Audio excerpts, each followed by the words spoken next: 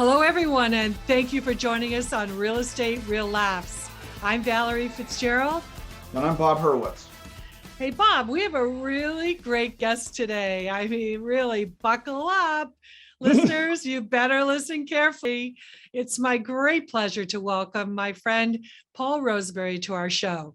Paul has been a real estate agent in the New York City and Beverly Hills markets, and I've had the great fortune to work with him on many transactions. And listen to this, he's quite the entrepreneur. He's also a stand-up comedian and a dating coach for men. Hey, Paul. Hello. How are you? Good. Paul, great to welcome you to the show. And that's probably the most interesting intro that we've had so far. This show, Real Estate Real Laughs, is really like full on real life. What happens behind the curtain of doing really, real estate deals, not fake, not scripted, extemporaneous. So someone like you is ideal, and I'm looking forward to it. So let's rock. Yeah.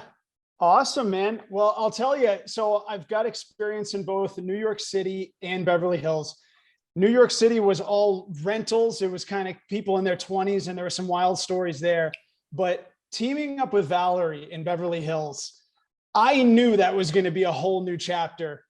And to say the least, we have seen the gamut. I love it. It's what keeps our job fun.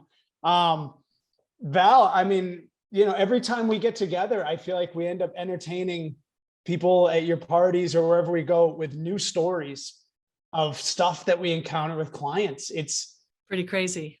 It's a jungle. It's wild. Yeah, it is completely.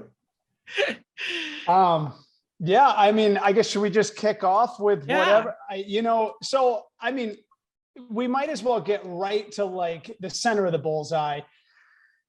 All right. So Valerie reached out one day. She goes, Paul, I get these young kids, and I don't have time to check into their whole story, but they said they won the Canadian lottery, and they want to buy like a $50 million house. Do you want to check in? I said, yes, I definitely want to check in on that lead. And so I called the kid, and he was just he was really like a composed, like just very logical kid. And they wanted to see houses that were about $45 to $50 million. I'm from New Hampshire. 45, 50 million, you can get the whole state. I think with everyone in it, I think you get it. Then we'll throw in a helicopter and a dozen horses, whatever you want. 50 million, are you nuts? So I do a little back work. I check, sure enough, the date he gave, somebody won $70 million in the Canadian lottery. All right. Well, I said, man, just if you could shoot us just some kind of an accounting letter within an hour. I had it right on letterhead. I said, Val, these kids seem legit. Can we set this up? She says, let's go.